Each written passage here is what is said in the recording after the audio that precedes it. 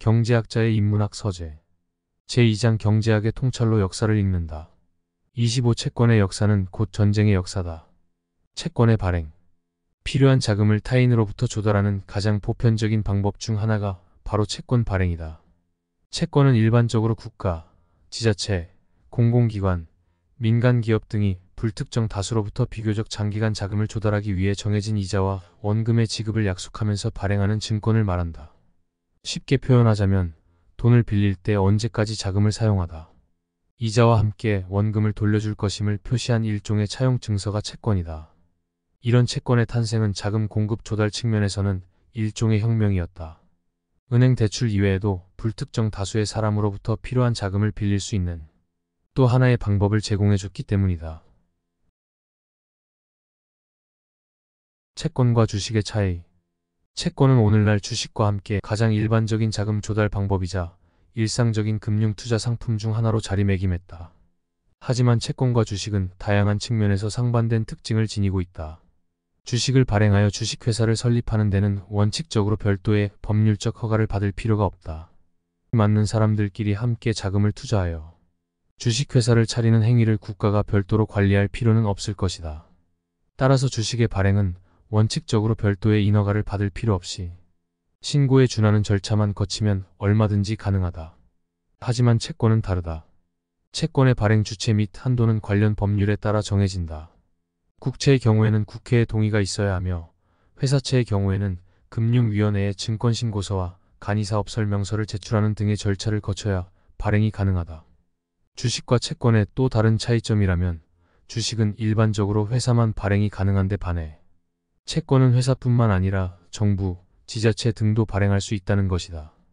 현재 우리나라에서 발행하고 있는 채권의 대부분은 정부나 지자체 내지 공공기관이 발행하는 채권들이다. 구체적인 수치를 살펴보면 2018년 기준으로 국내 채권 발행 잔액은 1908조 원으로 이 중 국채시장은 641조, 지방채 21조, 통한채 172조인데 반해 회사채 규모는 300조 수준이다. 이러한 사실을 통해서도 채권의 발행 주체는 대부분 국가 내지 공공부문임을 확인할 수 있다. 실제로 주식이 회사의 발달과 함께 진화해왔다면 채권의 발달과 진화는 국가가 견인해왔다. 군자금 조달에 사용된 채권. 국가는 왜 채권 발행에 관심을 갖게 되었을까? 세금이라는 충분한 자금 조달 방법이 있음에도 말이다. 그것은 다름 아닌 전쟁 때문이었다.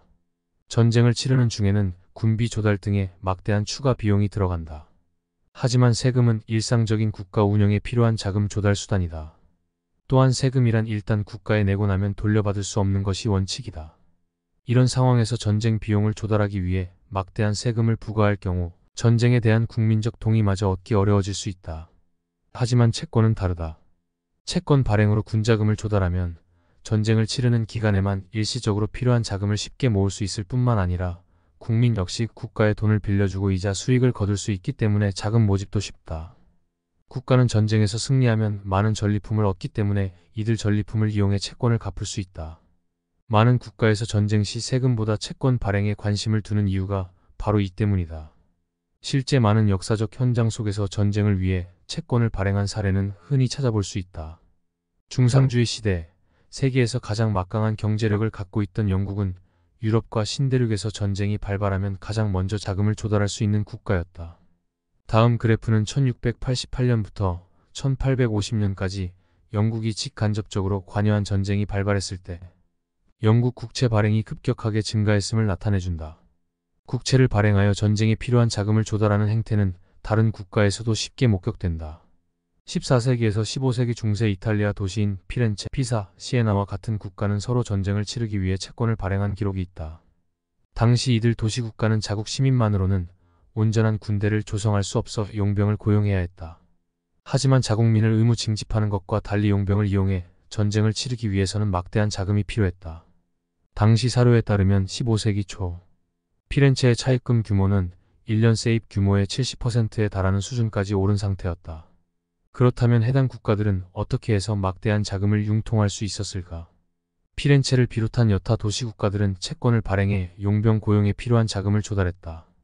당시 피렌체 전체 가구의 3분의 2 정도가 국가가 발행한 채권을 구입했다고 한다. 피렌체를 비롯한 여타 도시 국가들은 전쟁에 필요한 자금을 원활히 조달하기 위해 주민들에게 채권 구입에 적극적으로 동참할 수 있는 유인을 제공해 주었다. 먼저 국가에서 발행한 채권을 구입한 주민들에게 재산세 납부를 면제해 주었다. 뿐만 아니라 그 대가로 일정 수준의 이자도 지급했다. 즉, 채권 구매는 세금 감면 효과뿐만 아니라 이자 수익도 누릴 수 있는 일석이조의 경제활동으로 여겨졌다. 이러한 제도적 유인과 강제성을 제공하여 당시 이탈리아의 도시국가들은 전쟁 시 필요한 자금을 채권 발행을 통해 쉽게 조달할 수 있었다. 로스차일드 가문이 1조 원을 번 방법. 17세기 들어 암스테르담은 유럽 여러 국가들이 군자금 마련을 위해 발행한 채권을 취급하면서 유럽의 금융 중심지로 부상했다. 18세기에는 세계 최고의 금융 재벌 가문으로 부상하는 로스차일드 가문이 군자금 마련을 위해 발행된 영국 채권 매매에 참여하면서 막대한 부를 거머쥐었고, 그 결과 오늘날까지 세계 금융시장에서 막대한 권력을 행사할 수 있게 되었다. 당시 영국에 거주하던 로스차일드 가문은 금 밀수를 통해 생계를 유지하고 있었다. 나폴레옹은 영국의 국력을 약화시키기 위해 유럽 대륙에 영국 봉쇄령을 내려 영국과의 교역을 중단시켰다. 공식적인 교역이 차단된 당시 영국과 유럽 사이에는 밀수가 성행했고, 이 과정에서 대금 결제 역시 금을 선호하게 됐다. 이때 금괴를 밀수해와 유통시킨 가문이 로스차일드였다. 영국과 프랑스의 전쟁이 본격화되자 영국은 전쟁에 필요한 여러 군수 물자들을 유럽 각지로부터 구입해야 했다. 하지만 유럽의 여러 국가들은 영국 화폐로 대금을 결제받길 원하지 않았다. 만약 영국이 전쟁에서 진다면 휴지 조각에 지나지 않을 영국 화폐의 가치를 믿고 물건을 공급할 사람은 없었을 것이다. 이러한 상황에서 영국은 군수물자에 대한 대금을 금으로 결제해야 했다.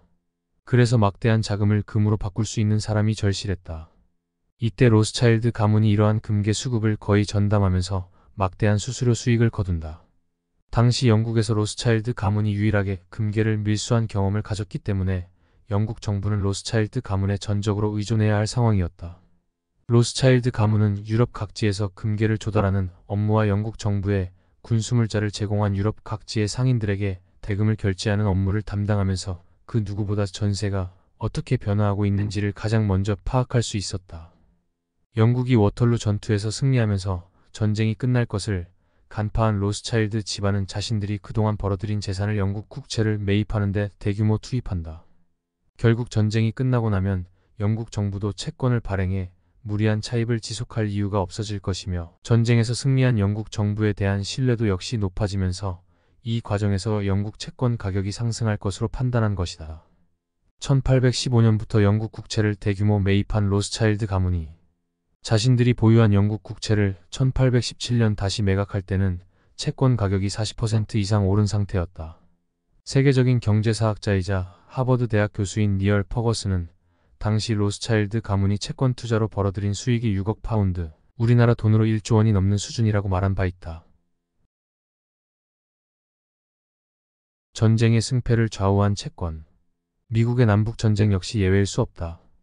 남북전쟁 당시 남부와 북부 모두 막대한 군자금을 마련해야 했다. 그런데 상공업이 발달하면서 집적화된 도시 중심으로 발전했던 북부는 중앙 집중화된 세금 징수 시스템을 구축하고 있었다. 하지만 대규모 농장을 중심으로 발전해왔던 남부는 이러한 조세 징수 시스템을 구축하지 못했다. 결국 남부는 군자금을 조달할 다른 방법이 필요했다. 역시 이때도 결론은 채권이었다. 하지만 채권을 대규모로 구매해줄 구매력을 갖춘 집단이 남부 내부에는 없었다. 농장 운영을 중심으로 한 자급자족 형태의 경제체계를 구축하고 있는 경우가 많았기 때문이다. 결국 남부는 유럽인들에게 눈을 돌렸지만 유럽인 역시 전쟁의 결과를 알 수 없는 상황에서 채권을 쉽게 매입하려 하지 않았다. 이러한 상황에서 남부 측은 전쟁에 필요한 군자금을 조달하기 위해 자신들의 면화를 담보로 채권을 발행하기 시작했다. 당시 많은 유럽인은 미국에서 발발한 전쟁으로 인해 면화 가격이 상승할 것으로 예상, 남부에서 발행한 채권에 적극 투자했다. 하지만 북부군이 남부의 면화 생산 지역과 이를 수출하는 항구 등을 점령하자마자 전쟁은 북부 쪽으로 급격히 기울어졌다. 남부에서 발행한 채권에 투자한 많은 유럽인들은 당연히 이자와 면화를 제대로 지급받지 못하리라 판단했다. 이로 인해 많은 유럽인들이 남부에서 발행한 채권에 더 이상 투자하지 않았으며, 결국 남부는 전쟁에 필요한 자금을 효과적으로 수급하지 못했고, 이는 전쟁의 패배로까지 이어졌다. 전쟁 목적에서 공익 목적으로. 오늘날 대표적인 금융 투자 상품인 채권은 전쟁을 통해서 대중화됐고 매매 형태나 거래 방식에서 다양한 혁신의 기회를 갖게 됐다. 많은 국가들이 채권을 원활히 발행할 수 있는 방법을 모색하는 과정에서 다양한 이자 지급 방식과 채권 발행 시 담보를 제공하는 방법 등이 고안됐다. 오늘날에도 채권 발행의 주체는 단연 국가이다. 물론 오늘날은 전쟁을 위한 군자금 조달을 위해 채권을 발행하지는 않는다. 대신 다양한 공익 목적을 달성하기 위해 채권이 발행되고 있다. 그런 이유로 대부분의 국가에서 채권 시장은 주식시장에 비해 훨씬 큰 규모를 보이는 경우가 많다. 우리나라의 경우에도 2007년 4월부터 1년가량 주식시장이 채권시장보다 우위를 보인 이후 2018년 1월이 될 때까지 채권시장이 주식시장보다 10년간 더 큰 시장 규모를 유지했다. 우리나라는 1950년 부족한 국가 재정을 보충하기 위한 목적에서 건국국채가 최초로 발행된 이래 지금도 주택투기 수요를 억제하기 위해 금융시장을 안정화하기 위해 특정 산업을 육성하기 위해 채권을 발행하는 등 다양한 공익적 목적을 달성하기 위한 채권들을 발행하고 있다. 많은 국가들이 다양한 공익적인 목적 아래 사회적 필요성이 확인될 때면 해당 사업을 이행하는 데 필요한 자금을 채권을 통해서 조달한다. 전쟁이라는 가장 참혹한 목적을 달성하기 위한 도구로 발전해왔던 채권이 오늘날에는 공익을 실현하는 도구라는 것이 참으로 아이러니하다. 이상으로 경제학자의 인문학 서재 채권의 역사는 곧 전쟁의 역사다이었습니다.